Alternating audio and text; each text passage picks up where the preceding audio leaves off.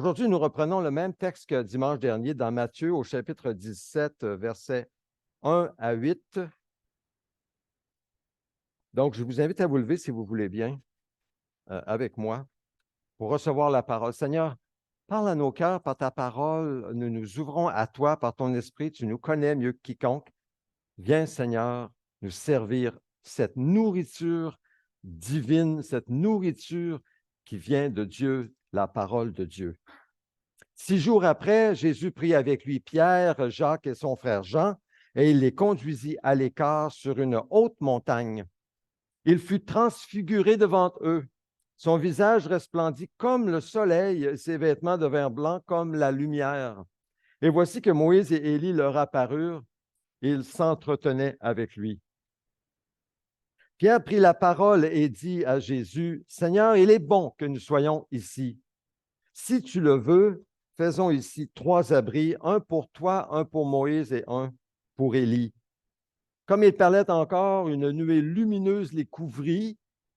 De la nuée, une voix fit entendre ces paroles. « Celui-ci est mon Fils bien-aimé qui a toute mon approbation. Écoutez-le. » Lorsqu'ils entendirent cette voix, les disciples tombèrent le visage contre terre et furent saisis d'une grande frayeur. Mais Jésus s'approcha d'eux, les toucha et dit, « Levez-vous, n'ayez pas peur. » Ils levèrent les yeux et ne virent plus que Jésus seul. Que Dieu bénisse sa parole dans nos cœurs. Amen. Faites vous asseoir.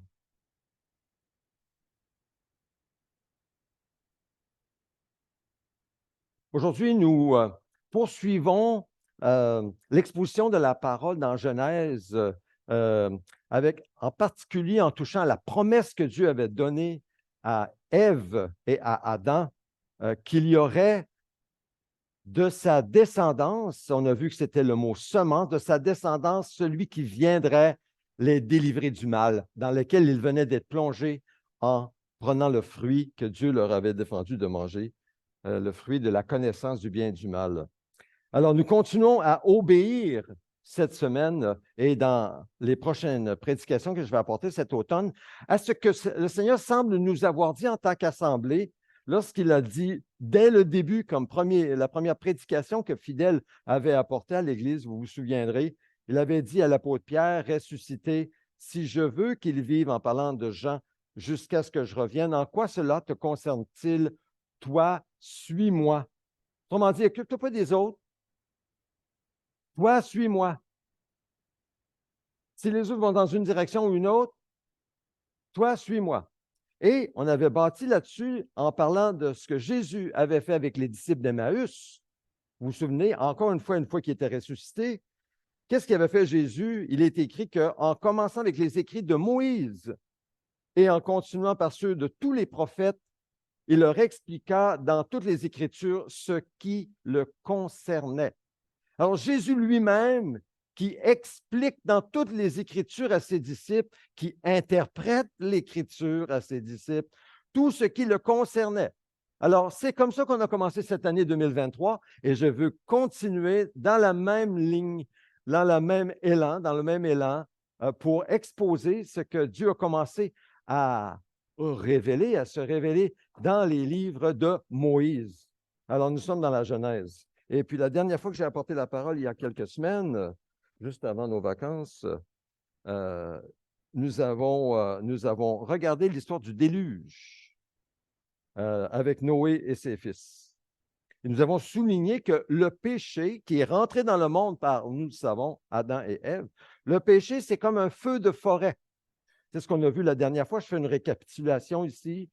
Ça commence tout petit, mais lorsqu'il n'est pas contrôlé immédiatement, il se répand pour tout détruire sur son passage. On avait parlé à ce moment-là des feux de forêt, vous vous souvenez, à Kelowna, en Colombie-Britannique, au territoire du Nord-Ouest. Et Dieu finit, évidemment, il y a des avertissements quand il n'y a pas de repentance, quand il n'y a pas de changement d'attitude chez la personne qui pêche. Dieu finit par détruire le péché et la personne qui est encore attachée au péché dans le feu. Et c'est ce que l'Apocalypse annonce, le lac de feu. C'est ce que Dieu lui-même fera dans la personne de Jésus quand il reviendra pour juger sa création. Alors, c'est ce que Dieu fait.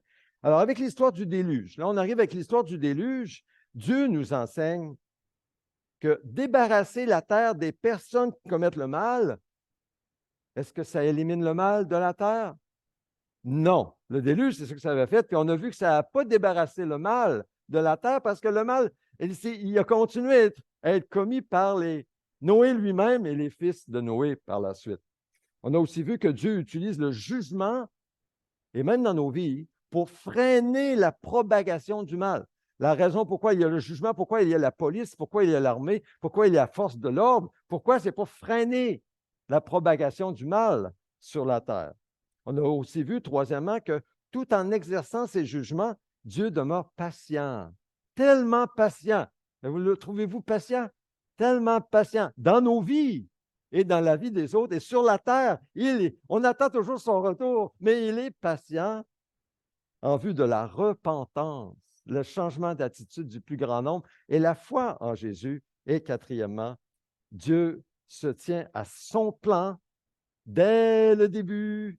Quand l'agneau de Dieu est immolé pour le péché du monde, Dieu s'en tient à son plan pour délivrer son peuple, ceux qui mettent leur foi en lui, du mal, les délivrer du mal. Alors aujourd'hui, on voit comment se développe ce plan de Dieu. Prochaine diapo. Dieu a promis que l'alliance de grâce serait transmise aux Sémites par l'intermédiaire de Sem, le fils de Noé. Donc là, on va regarder la bénédiction de Sem et on va aussi voir la malédiction de Cham ou aussi Cam, on peut le prononcer Cam. Puisque le déluge a détruit tous les hommes, à l'exception de Noé et de sa famille, le libérateur de la semence, le descendant Messie promis à Ève et Adam et Ève, devait venir de la lignée de l'un des hommes, évidemment, survivants du déluge. Il fallait que ce soit un homme survivant du déluge. Et on a déjà exclu Noé. Ça nous laisse trois fils, Sem, Cam et Japheth, comme possibilité. Alors, par qui l'homme de la promesse viendrait-il pour écraser la tête ou la domination de Satan, de cet ange de mal qui détruit, qui trompe le monde entier, encore aujourd'hui? Comment est-ce que ça se fait? Avec qui? Alors, dans le chapitre 9 de la Genèse, on nous raconte un incident plutôt malheureux au cours duquel cet homme de Dieu, cet homme de justice, au-dessus de toute sa génération, l'homme le plus juste au monde, Noé, s'est enivré après avoir bu du vin et s'est dénudé dans sa tente. Oui, un homme tel que lui. Et Cam, l'un des fils de Noé, est entré, il a vu la nudité de son père et d'une certaine manière, il humilia et déshonora son père dans cette tente. L'Écriture ne donne pas beaucoup de détails. Alors, il est écrit que lorsqu'il eut fini de cuver son vin, quand il est devenu sobre à nouveau, Noé apprit ce que lui avait fait son fils cadet. Alors, fait, c'est plus que voir. Hein? Genèse 9, 24. Il semble que ce que Cam a fait va bien au-delà de simplement avoir vu par inadvertance son père nu. Il a fait quelque chose, mais on ne sait pas exactement c'est quoi, sauf que l'action que Cam a posée sur son père a déshonoré son père. Il y a un abus, là.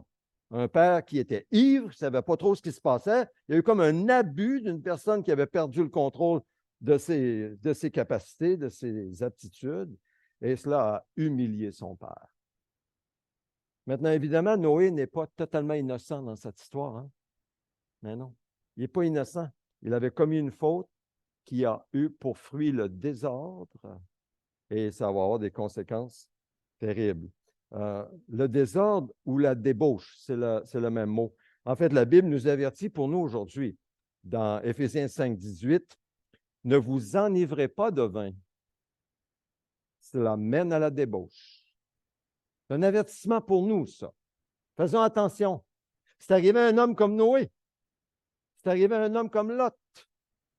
Maintenant, Lot, lui, ce n'est pas lui qui l'a fait en buvant du vin qui était peut-être le meilleur vin, mais c'est ses filles qui l'ont enivré. Hein? Puis ça a produit du désordre. Et on couchait avec lui, il ne s'en est même pas rendu compte, mais ça a donné les Ammonites et les Moabites des peuplades ennemies du peuple de Dieu à l'époque. Soyez, au contraire, remplis de l'Esprit. Alors, faisons attention. Faisons vraiment attention. Personne n'est à l'abri. Personne n'est au-dessus. Ne pensez pas que vous êtes au-dessus de ça parce que vous avez tant d'années. Moi-même, nous tous, faisons attention à l'ivresse produite par l'alcool parce que ça a fait tomber des hommes et des femmes de Dieu bien mieux que nous. Et les conséquences ont été désastreuses pour eux et leur famille. Alors, lorsque Noé se réveille, probablement avec la première gueule de bois de l'histoire humaine, hein, lorsqu'il se réveille, il prononce ou il prédit comme une prophétie une malédiction qui s'abattrait sur Cam et la lignée de Cam. En particulier, un de ses 4 fils, Canaan. En effet, nous lisons que les fils de Noé qui sortirent de l'arche étaient Sem, Cam et Japheth. Et Cam, celui qui a abusé de son père, fut le père de Canaan. Et remarquons dans le verset suivant la précision de Canaan. Cam, le père de Canaan, vit la nudité de son père. Voyez-vous, c'est bien écrit. Le père de Canaan vit la nudité de son père et en parla à ses 2 frères qui se trouvaient à l'extérieur. Pas beaucoup de détails, sauf qu'on sait que c'est écrit le père de Canaan. Mais Cam n'avait pas que Canaan comme fils. Et ça, on le voit au verset 6 du chapitre 10, quand c'est écrit les fils de Cam, oui, c'est ça, les fils de Cam furent Cush, Mizraïm, Puth et Canaan. Donc, il y avait 4 fils.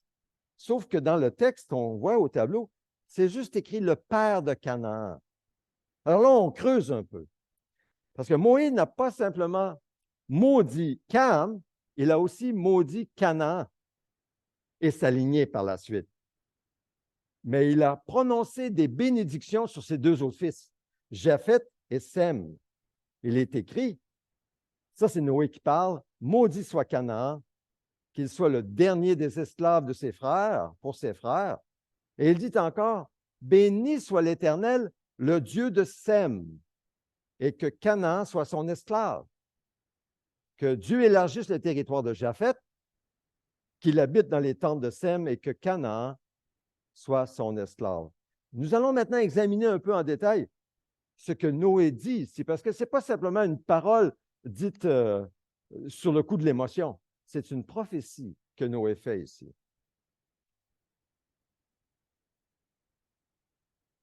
Et on va voir qu'elle va s'accomplir dans le temps. Premièrement, Cam et Japheth. Canaan, le fils de Cam.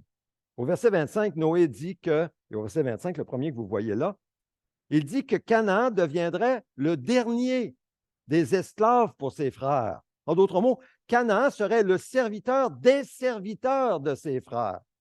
Et Noé revient là-dessus à la fin du verset 27, quand il dit que Canaan soit l'esclave de Japheth. Cette prophétie est en réalité une prédiction concernant l'avenir, anticipant le jugement qui allait s'abattre sur quel peuple?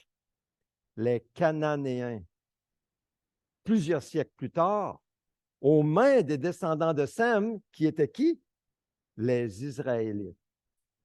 Et quand Moïse entre sur scène, plusieurs années plus tard, là, Moïse vient beaucoup plus tard, il dit aux descendants de Sem, qui est Israël autour de lui, ce sont tous des descendants de Sem, qui ont reçu la bénédiction de Dieu de la bouche de Noé. Il dit ceci, et je cite, « Lorsque l'Éternel, ton Dieu, t'aura fait entrer dans le pays dont tu vas entrer, où tu vas prendre possession, et qu'il aura chassé devant toi beaucoup de nations, les Hittites, Girgasiens, Amoréens, Cananéens, Phérésiens, Éviens, Jébusiens, 7 nations plus nombreuses et plus puissantes que toi, et lorsque l'Éternel, ton Dieu, te les aura livrées et que tu les auras battus, tu les voueras à la destruction, dit Moïse au peuple de Dieu. Tu ne concluras pas d'alliance avec elles, tu ne leur feras pas grâce, tu ne contracteras pas de mariage avec ces peuples, tu ne donneras pas tes filles en mariage à leurs fils, tu ne prendras pas leurs filles comme femmes pour tes fils. On lit ça aujourd'hui et on dit, mais c'est bien dur. Il me semble que c'est bien sévère. Mais c'est parce que on voit que Moïse, inspiré de Dieu, a écrit l'histoire de Noé. Il sait que la malédiction de Dieu repose sur Canaan et sur ses peuples. Donc, il ne veut pas que le peuple de Dieu s'unisse, même dans les liens de mariage, avec des membres qui vont être maudits par Dieu. Parce que le bonheur sur la terre, c'est d'être béni par Dieu. Le bonheur, on en parlait lors de la réunion de l'Église Maison vendredi soir, chez Alberto, justement. Le vrai bonheur, ce n'est pas d'être riche à craquer puis d'avoir tellement d'argent que tu ne sais pas quoi faire avec. Ce n'est pas d'avoir des châteaux en Espagne. Le bonheur, là, c'est quand Dieu répond à ton besoin. C'est quand Dieu, tu vois que Dieu lui-même, de façon intime, personnelle, parce qu'il t'aime, vient répondre parfaitement au désir de ton cœur. C'est ça le bonheur. Parce que là, on connaît un Dieu qui est vivant. On connaît un Dieu qui est attentionné. On connaît un bon Papa céleste qui nous aime personnellement. Le bonheur, c'est ça. C'est pas d'avoir des richesses, etc. Alors, ça vient de quoi le bonheur? La bénédiction de Dieu.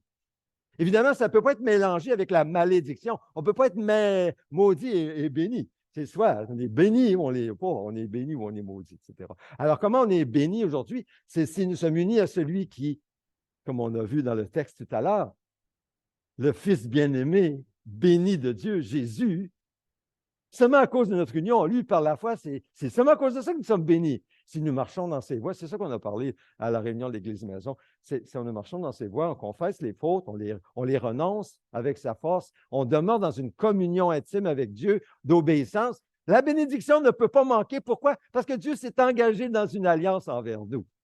Je ferme la parenthèse. Vous viendrez à l'Église Maison pour en savoir plus. Bon.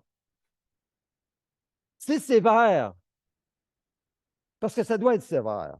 Dieu appelait son peuple à exercer son jugement sur les péchés, sur la désobéissance, sur la malédiction grave qui reposait sur ces nations à cause de ce qu'avait fait leur ancêtre Cam.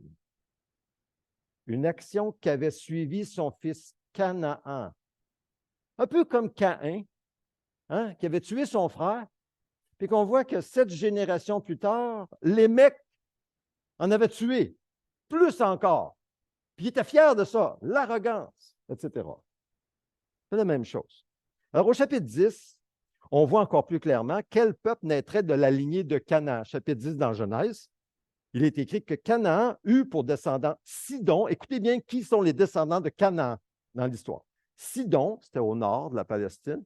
Son fils aîné, Heth, H-E-T-H, ainsi que les Jébusiens. Ah, ce sont ceux qui habitaient Jérusalem avant que, quand David a fait, il est allé les enlever de là, les Jébusiens. Amoréens, Girgasiens, même chose qu'un des peuples que Moïse a dit qu'il allait déloger, les Éviens, Archiens, Siniens, Arvadiens, Tsémariens, Hamathiens, il y a bien des riens là-dedans, et les clans des Cananéens se dispersèrent. Le territoire des Cananéens allait de Sidon du côté de Guérar jusqu'à Gaza du côté de Sodome et Gomorrhe. Oh, ça on connaît c'est quoi ces villes-là? D'Adma et Tseboïm jusqu'à Lécha. Toute cette région, de Sidon jusqu'à Sodome et Gomorrhe, qui était près de la mer Morte, toute cette région était descendant de Canaan et de Cam, qui, à mon avis, avait commis un genre d'inceste avec son père. Il y a une malédiction qui repose sur tout. Et ces peuples vont disparaître. On ne laissera pas de survivants. Quand ce sera la conquête, ce sera la conquête. Il n'y aura pas de survivants. Dieu est clair là-dessus. Pourquoi? Parce que c'est la malédiction du péché. C'est Dieu qui punit le péché. Il faut voir ça comme ça. Ce n'est pas Dieu qui punit des hommes et des femmes comme nous, on devrait aujourd'hui faire. Non, non, non, non, non. C'est le péché qui est puni. Donc, les fils de Cam, nous voyons, ce sont Cush, Mitzraïm, Puth et Canaan. On le voit sur l'écran ici. Maintenant, écoutez bien. La malédiction qui a été prononcée sur Canaan, le fils de Cam, et sur sa lignée, n'a pas été prononcée sur les descendants des 3 autres fils de Cam, c'est-à-dire Cush, Mitzraïm et Puth. Qui sont ses ancêtres? Et de quel peuple vont-ils donner naissance? Mitzraïm, c'est l'Égypte. Mitzraïm, c'est l'ancêtre des Égyptiens. En hébreu, l'Égypte est appelée Mitzraïm, un terme, une traduction du terme les deux pays en égyptien ancien. Quant à Kémet, c'est le mot pour le pays de l'Égypte. On utilise le mot Kémet qui vient de Kam, qui signifie terre noire. C'est donné par les habitants de la vallée du Nil, les Égyptiens. Alors, Mitzraïm, c'est l'Égypte. Cush, le premier-né de Kam, c'est l'ancêtre des Éthiopiens. Ah, donc on est en Afrique du Nord, vers l'Est, les Éthiopiens, et les peuples habitant la corne de l'Afrique, à l'Est de l'Afrique. Donc, aujourd'hui encore, on parle d'aujourd'hui, on retrouve des Cushites au Burkina Faso, au Mali, au Kenya, en Somalie, en Tanzanie et dans le Soudan. Les descendants de Cush. Comme on a dit, le deuxième fils, c'est Misraïm, c'est l'Égypte. Et le troisième fils, c'est l'ancêtre des Libyens. Donc, ce sont les peuples qui ont habité l'Afrique du Nord au début et, fort probablement, plusieurs peuples en Afrique. La malédiction de Cam ne touche pas ces peuples. Je le dis très clairement, parce qu'on a utilisé dans l'histoire, par une fausse interprétation de ce texte, de justifier les atrocités que nous avons faites aux Africains.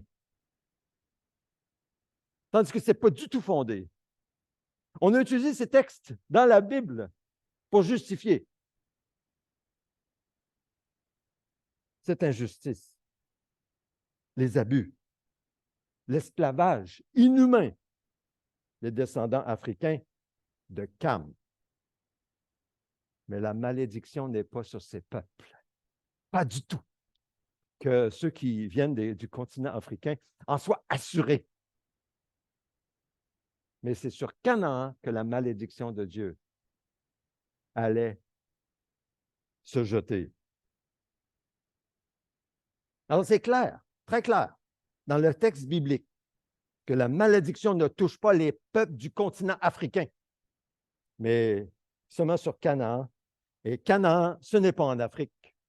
C'est dans la Palestine où présentement on a Israël. Bon, il y a plus qu'Israël, mais c'est là où le pays d'Israël, c'est là où la conquête devait avoir lieu sous Moïse et éventuellement sous Josué.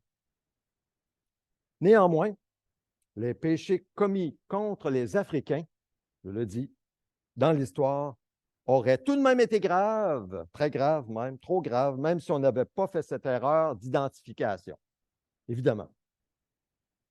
C'est pourquoi il faut être très clair pour dire que la malédiction de Noé sur Canaan anticipe le jugement qui allait s'abattre plus tard sur les peuples de Canaan, peuples, comme j'ai dit, qui ont pratiquement disparu de la terre. Alors, il reste que bien que la malédiction de Cam sur Cam ne tombe pas sur les peuples de l'Afrique, ni sur les Babyloniens et les Assyriens, parce qu'ils étaient les descendants aussi des autres fils de Cam.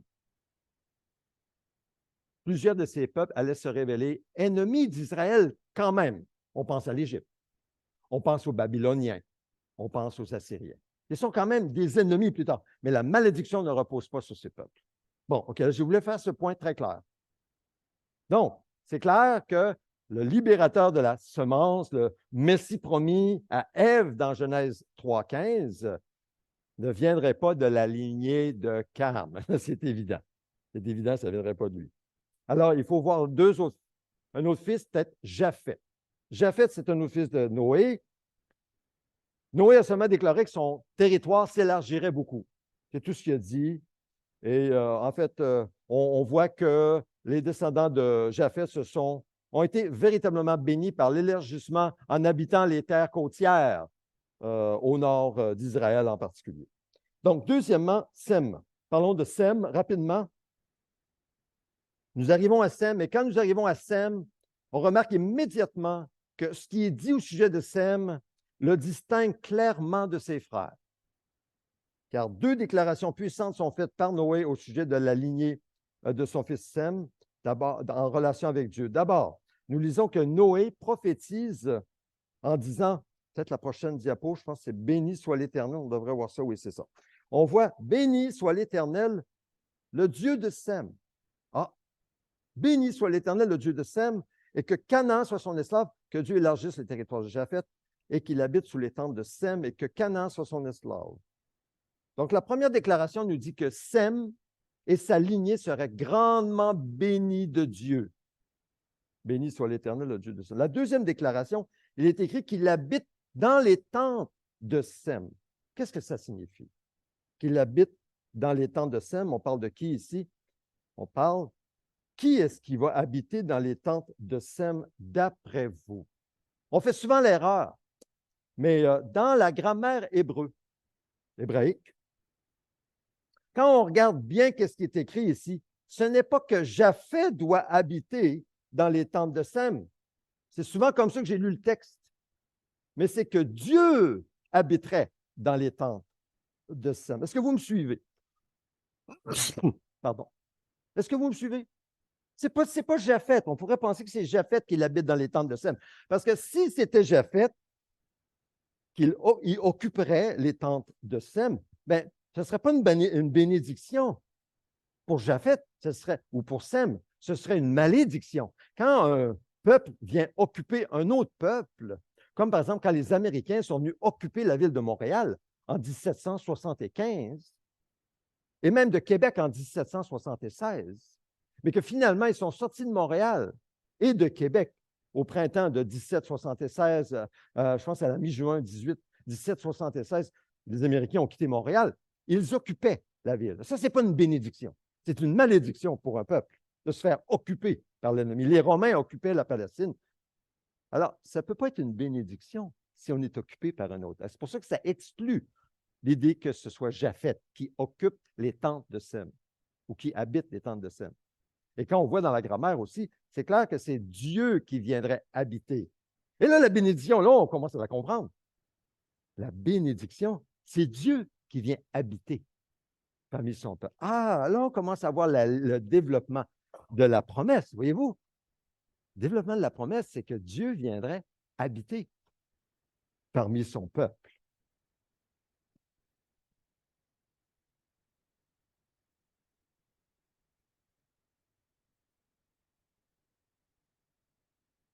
Les Sémites. Qui sont les Sémites? Vous avez peut-être entendu parler d'antisémitisme. Hein? Vous avez entendu parler de ça? Pourquoi on dit antisémitisme? L'antisémitisme, c'est une haine raciale envers les descendants de Sem. Antisémitisme.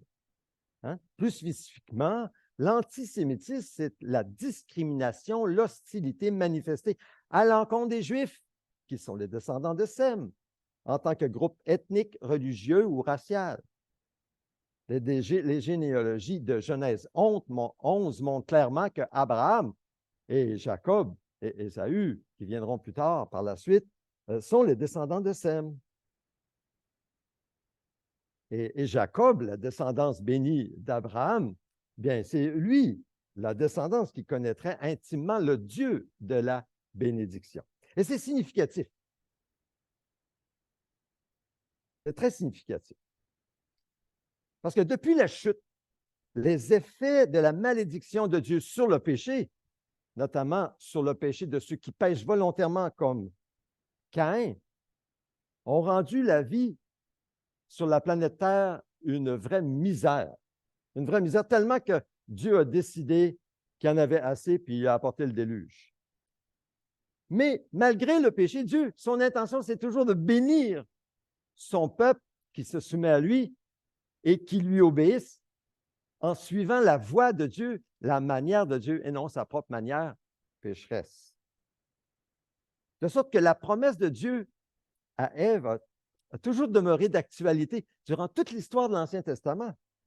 Et quand Dieu décrit précisément la bénédiction envers Sem et sa lignée, ça apparaît clairement, cette bénédiction, c'est qu'il habiterait dans les tentes de Sem lui-même. On se souvient que Adam et Ève avaient été expulsés du jardin d'Éden. Et ce jardin d'Éden, c'était plus que simplement un beau jardin où il y avait des bons fruits, où l'homme pouvait se développer au niveau scientifique et artistique. Beaucoup plus que ça, parce que c'était là où il rencontrait Dieu intimement, le soir, face à face. Dieu qui prenait une forme humaine et qui rencontrait Adam et Ève. Communion avec Dieu, expulsé. Mais là, on commence à voir avec Sem, la bénédiction de Dieu, c'est qu'ils habiteraient, Dieu viendrait habiter dans les habitations de Sem. C'est la bénédiction qui commence à se développer. Et là, je pense que vous me voyez venir, hein, si vous connaissez l'histoire. On va voir que ça va se développer avec Moïse. Qu'est-ce qui se passe avec Moïse? Sortent d'Égypte, Égypte, les ennemis d'Israël. Ils sortent d'Égypte, se retrouvent dans le désert. Et qu'est-ce qu'ils retrouvent au désert? Dieu qui vient, colonne de nuée le jour, colonne de feu la nuit. Dieu qui marche au milieu de son peuple, qui habite au milieu de son peuple. Mais il habite séparé encore de son peuple. Il y a une tente, la tente de la rencontre. Il y a le tabernacle qui signifie une tente finalement, où Dieu vient rencontrer son peuple de façon très intime avec Moïse, Josué et les anciens d'Israël à un certain moment donné. Mais c'est Dieu qui développe son plan de venir habiter parmi son peuple. Et plus tard, ce développement vient quand vient Jésus. Et nous arrivons vers la conclusion du message aujourd'hui en particulier. Quand vient Jésus, qu'est-ce que Jean dit de lui? La prochaine diapo. La parole s'est fait homme. La parole, c'est Dieu. Elle a habité parmi nous. C'est le mot pour parler d'une habitation temporaire. C'est le mot pour parler d'une tente. Il a tabernaclé au milieu de nous. Jésus lui-même, pleine de grâce et de vérité. Et nous avons contemplé sa gloire, une gloire comme celle du Fils venu du Père. Alors nous avons la bénédiction de vivre maintenant, après que Jésus soit venu. Et nous avons cette invitation de recevoir celui qui est venu pour habiter parmi nous, afin qu'il vienne habiter en nous, plein de grâce et de vérité, pour que nous recevions grâce sur grâce. Ça, ce n'est pas juste de la théorie, c'est très pratique. Suivez-moi, soyez avec moi, c'est très important. J'arrive au point le plus crucial du message. C'est ça qu'il faut comprendre. Si vous étiez endormi depuis le début, ce n'est pas grave. Réveillez-vous maintenant, c'est le temps. Jésus, Dieu lui-même, vient habiter en nous. Il n'est pas juste avec nous. Ah, c'est super qu'il est avec nous tout le temps, tous les jours, jusqu'à la fin du monde. Il vient habiter en nous, par son esprit, plein de grâce. Comprenons bien que celui qui nous habite est plein de grâce et de vérité. Il nous instruit dans la vérité. Mais son but, c'est de nous bénir. C'est ça son but. Il veut que la bénédiction pleine de Dieu descende en nous et avec nous. Et pour nous.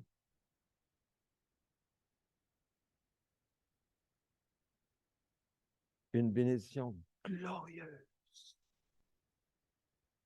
de la connaissance personnelle d'un Dieu vivant, un Dieu fiable, un Dieu bon qui veut marcher avec nous tous les jours de notre vie pour nous révéler la gloire de Dieu. À nous d'abord. Il veut nous donner à nous d'abord. Comprenons bien. Non, non, non. C'est pas pour que témoigner viendra plus tard. C'est pas pour que tu donnes ta dîme. C'est pas pour que tu lis. Non, non, c'est pas pour ça. Juste pour nous. Et une fois qu'on a reçu grâce sur grâce et vérité et gloire de Dieu, alors on commence à avoir quelque chose à dire. Mais pas avant. Il faut goûter que c'est bon. Si on ne goûte pas que c'est bon, on n'a rien à dire. S'il vous plaît, dites rien. C'est pas juste de la théorie. C'est pas juste écrit dans le livre. Il faut que ça soit une expérience vécue. Oui, le plus possible. Alors ça, c'est notre désir. Et c'est mon désir. Et je crois que c'est votre désir aussi. Et c'est ça pourquoi Jésus vient maintenant. C'est pour ça qu'il entre en nous. Il nous donne un vrai sens à la vie, une vraie mission qui a portée éternelle. Une portée éternelle. Donc, en conclusion,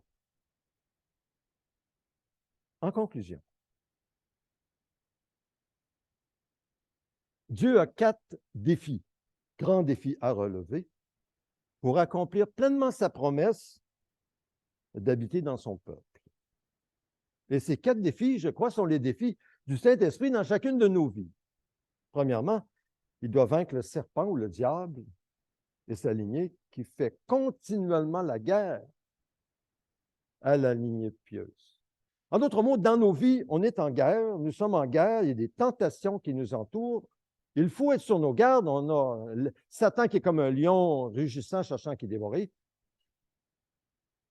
Donc, le premier défi de Dieu, c'est de venir vaincre Satan en nous et par nous. Et il le fait. Si nous demeurons en Jésus, nous vainquons, nous luttons avec le Seigneur Jésus. Vaincre le serpent, c'est un premier grand défi de Dieu. Deuxièmement, dans nos vies, il veut inverser la malédiction de la mort avec la maladie, la douleur, les épreuves et du chagrin. Il veut inverser ça, qui est la conséquence du péché dans nos vies, du manque de foi, l'incrédulité, de ne pas marcher avec Dieu, de résister, toujours désobéir, faire à notre tête. Il veut renverser ça pour que nous apprenions à être à son écoute, à obéir, à marcher avec lui pour être bénis. Deuxième grand défi de Dieu. Troisièmement, réparer les mauvais penchants du cœur humain. Et vous le savez jusqu'à quel point ils peuvent être mauvais. On a parlé de Noé tantôt, en lui donnant un nouveau cœur. Le cœur de Jésus en nous. Jésus qui vient vivre en nous. Vivre de son cœur et non du vieux cœur. Et quatrièmement, ramener ceux qui croient à la pleine communion avec Dieu. Donc, nous ramener, nous qui croyons, à la pleine communion avec Dieu. L'intrigue est vraiment passionnante. Et vous le savez, hein, vous vivez ça. Si vous êtes chrétien et nouveau, je crois que vous l'êtes. Vous vivez cela. Vous vivez toute cette intrigue de comment Dieu lui-même va venir glorifier son nom. Donc, Dieu a promis que l'alliance de grâce serait transmise aux Sémites par l'intermédiaire de Sem, le fils de Noé. Noé n'a pas simplement maudit Cham, son fils Canaan, sa lignée, il a ensuite continué en prononçant des bénédictions sur Japheth et Sem, ses 2 autres fils, mais c'est par Sem que la promesse du Messie Jésus allait s'accomplir. De sorte qu'aujourd'hui, quiconque s'unit à Jésus-Christ par la foi participe pleinement à la promesse de Dieu. Le chemin est là, d'écraser Satan, notamment la domination de Satan et du péché dans la vie de l'homme qui reçoit la pleine bénédiction de Dieu, graduellement, mais la pleine bénédiction de Dieu qui vient avec la présence de son esprit dans nos cœurs comme un nouveau temple de Dieu sur la terre. Amen. C'est ça que Dieu fait. C'est ça qu'on voit que Dieu est en train de faire et développer avec les descendants de Sem. Alors, prenons un moment de silence pour répondre dans nos cœurs au Seigneur. Nous allons partager le repas de communion qui souligne cela. Et puis, laissons le Seigneur nous parler et répondons en silence au Seigneur.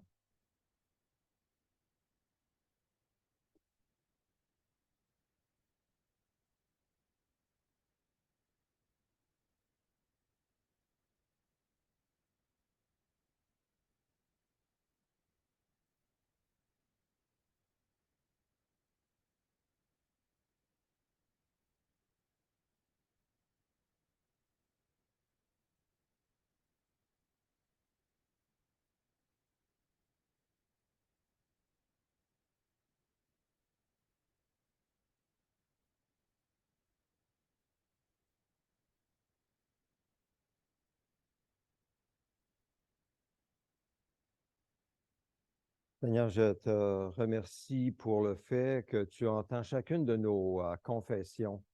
dans nos cœurs présentement. Tu les entends, tu lis nos pensées, tu pèses nos cœurs, tu vois ce qui se passe.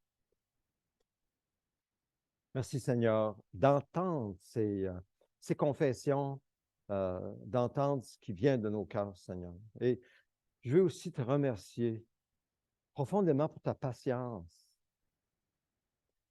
dans nos vies, Seigneur. Tu es patient et tu es à l'œuvre dans chacune de nos vies pour nous amener au point où tu pourras nous bénir. Nous bénir comme tu veux nous bénir. Une bénédiction qui va en grandissant. Merci Seigneur pour ta patience dans nos vies.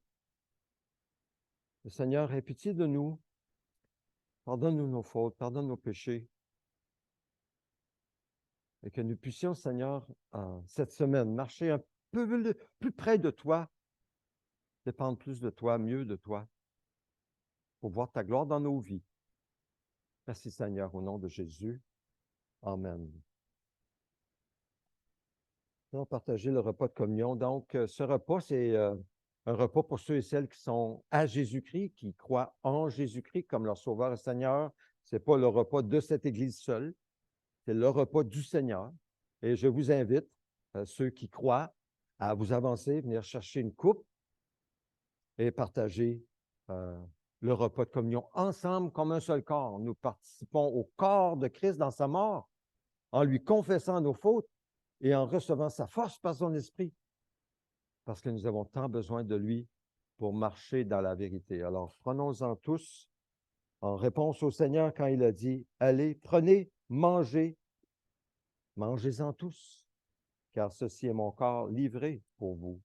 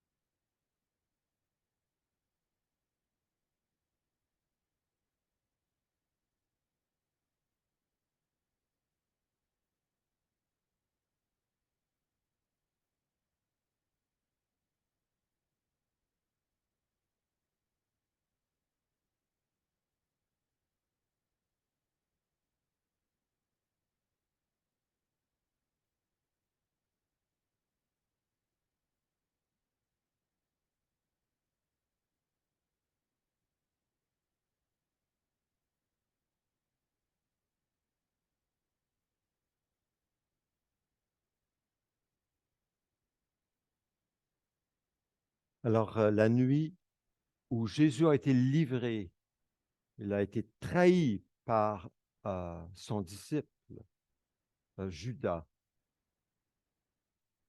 La nuit, il a été livré par un traître. Jésus a pris du pain, il l'a rompu, il l'a donné à ses disciples en disant, ceci est mon corps qui allait être crucifié pour vos péchés, quand j'allais devenir péché pour vous sur la croix. Prenez-en, mangez-en, soyez unis. En prenant ce pain, soyez unis à mon corps par la foi pour que vos péchés soient expiés. Prenons-en tous.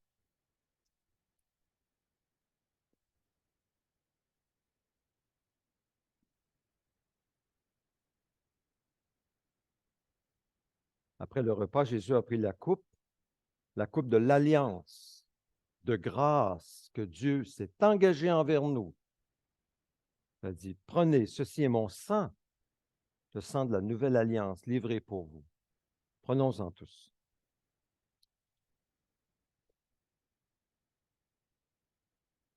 Comme c'est bon, Seigneur, comme c'est bon d'être unis en esprit à ton corps crucifié, à ton sang versé, ton sacrifice expiatoire qui est pleinement suffisant pour tous nos péchés, et non seulement pour les nôtres, mais pour ceux du monde entier. Seigneur, avec ta force, reçois notre confession. Nous t'avons confessé nos péchés. Donne-nous cette force de dire non et de marcher en sainteté de vie en te suivant, en comptant sur toi, car tu veux la vérité dans nos cœurs, la confession véritable. Tu désires que nous marchions humblement en ta présence et avec toi, Seigneur. Merci de nous accueillir à ta table. Tu as les mains percées, le côté, il y a encore une marque aujourd'hui. Et c'est toi qui nous offres ce repas aujourd'hui. Nous venons à toi, tels que nous sommes, pour te prier, Seigneur. Entends nos prières. Entends nos prières à cause de ton nom, Jésus, à cause de ton sang, de ton corps, à cause de toi, Jésus. Entends nos prières. Et Seigneur, glorifie-toi dans nos vies et dans la vie de ceux que nous aimons. Nous prions, Seigneur, pour les élections provinciales qui se présentent dans le comté de Louis-Hébert. Seigneur, que ce soit dans le comté de Louis-Hébert ou que ce soit les élus qui nous servent, c'est pour ça qu'ils sont appelés des ministres, qui nous servent, nous prions, Seigneur, afin que tu nous donnes des élus qui favorisent des bonnes relations avec ton peuple et qui permettent à ton peuple de se développer et de servir son prochain par de bonnes œuvres, ici à Québec, au Canada et dans le monde entier. Nous prions aussi pour ceux qui sont au loin, les peuples qui souffrent sous une domination souvent abusive. Nous pensons à certains peuples, dont Haïti, le Niger, le Burkina Faso. Seigneur, tu connais la situation qui est fragile sur le continent africain.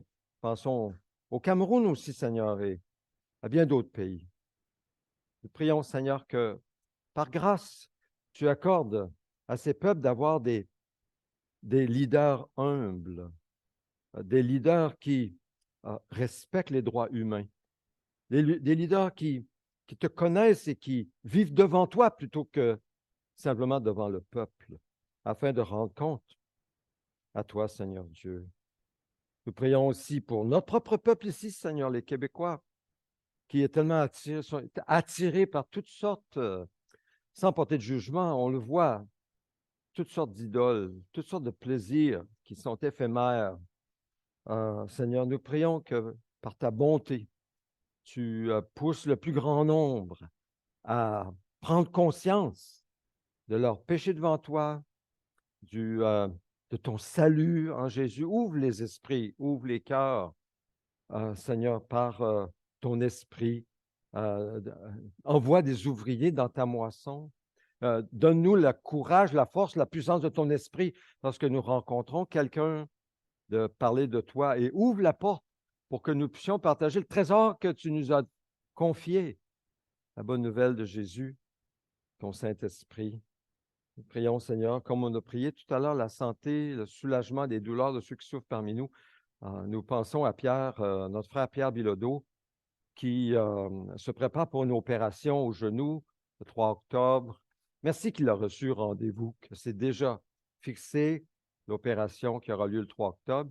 Nous prions, Seigneur, que tu le libères de ce rhume qu'il affiche présentement. Tu le libères au nom de Jésus, afin qu'il soit prêt pour cette opération et que cette opération soit dirigée par ton esprit sur les médecins, que ce soit une opération réussie à 100%. Merci, Seigneur, pour ton intervention. Nous passons aussi à Francine. Seigneur, elle n'a pas pu avoir le logement.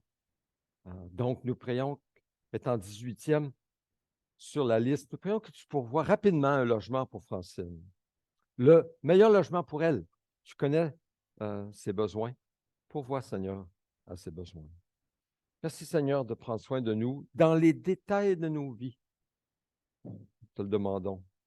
Pour ta gloire, au nom de Jésus. Nous n'oublions pas Thérèse, la doyenne.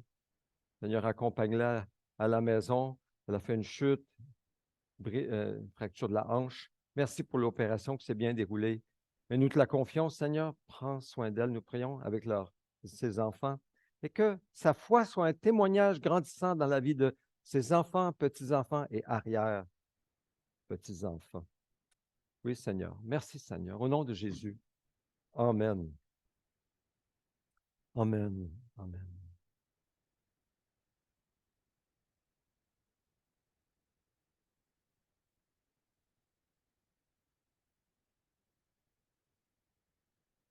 Je veux rapidement vous partager d'une spéciale action de grâce. L'action de grâce est dans 2 semaines. C'est le 8, dimanche 8 octobre. Et puis, j'aimerais nous encourager d'apporter au Seigneur un bouquet d'action de grâce. Qu'est-ce que c'est un bouquet d'action de grâce? C'est de nous préparer dans la prière pour offrir durant le culte au Seigneur la bénédiction, le remerciement pour la bénédiction de l'année et de le dire à voix haute. Mais si vous ne voulez pas le dire à voix haute, alors je vous invite à l'écrire, tout simplement, puis de le mettre dans une des boîtes à l'arrière.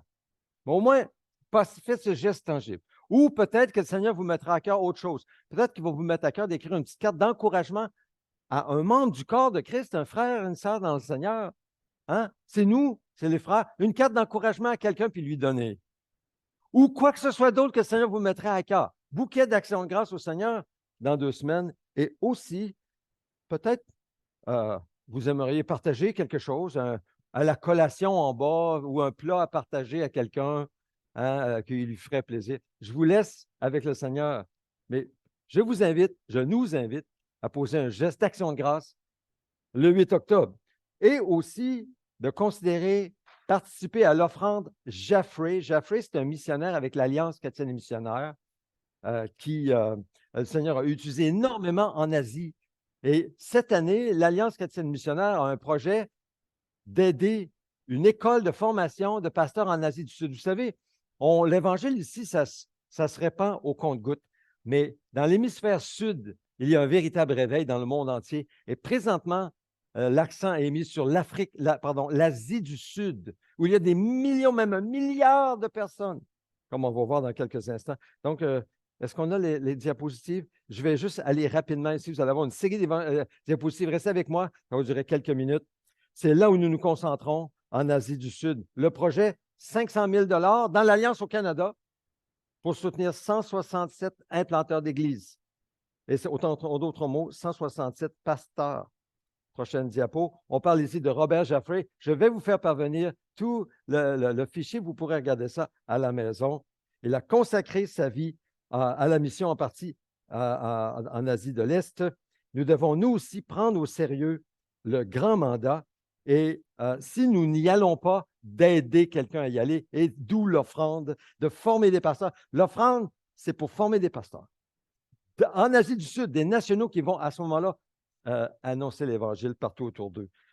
Deux diapos. En Asie du Sud, vous avez la carte, la prochaine diapo. Il y a 8 pays, 4000 peuples, 1,9 milliard de personnes, dont 94 ne sont pas atteints. Vous voyez les points rouges, ça représente 1 million de personnes. Chaque point rouge. Ça me renverse. 1,792 milliard de personnes. Alors, on veut atteindre cette région. Il y a, comme je vous dis, un vrai réveil. Les gens viennent au Seigneur, là. Ça vient. Alors, on veut former. Alors, c'est ça, là, l'offrande cette année, former des ouvriers. Alors, on nous invite à prier. Nous allons faire ça mercredi soir. On va arrêter tout de suite le diaporama. Mercredi soir, nous allons commencer la prière pour ces gens qui servent en Afrique, en Asie du Sud. Donc, l'offrande, dans quelques semaines, le 8 octobre, vous pourrez donner pendant tout le mois d'octobre. Les annonces en terminant. Quelques annonces. Si vous n'avez rien à faire les samedis du mois d'octobre, il y a quelque chose pour vous à chaque samedi. Alors, évidemment, ça ne veut pas dire que vous devez aller ou vous sentir, vous êtes obligé d'y aller. Non, non, non, non. Vous écoutez le Seigneur, puis vous allez là où vous allez, ou si c'est un endroit, sinon, bon. Alors, le premier événement, c'est le 7 octobre. Aujourd'hui, l'Espoir fait une levée de fonds. Il y aura un souper dans la thématique du lac Saint-Jean. Il va sûrement avoir de la tourtière là, c'est sûr et certain. Donc, le 7 octobre, c'est à Chauveau, Église évangélique Chauveau, en soirée à partir de 19 h, un concert offert par Anissa Fortier, elle qui s'occupe de la jeunesse, soit dit en passant, interéglise, avec laquelle nous sommes en partenariat, et un artiste invité, André Nadeau. Donc, il y aura un encan silencieux. Vous pouvez même offrir vos services, par exemple, offrir un service si vous êtes capable de faire quoi que ce soit, et il y a un encan silencieux qui va être pris. Pour le repas, c'est 50 $ par personne. Il faut comprendre, c'est une levée de fonds. C'est le 7 octobre. Ensuite, le 14 octobre, les hommes. Mesdames, vous pouvez juste attendre la prochaine. Messieurs, en octobre, nous n'aurons pas un déjeuner ici. C'est là où nous allons. Encore, c'est à l'Église évangélique Chauveau. Il y a une conférence spéciale pour les hommes. Hommes, prends ta place. C'est à 8h30. Il faut probablement commencer à 9h. C'est 10 $ avant le 1er octobre. Donc, je vous encourage, messieurs, samedi 14 octobre, ça ne vient pas souvent. Ce n'est pas venu l'année passée ni l'année d'avant. Puis avant ça, c'était la COVID. Profitons-en.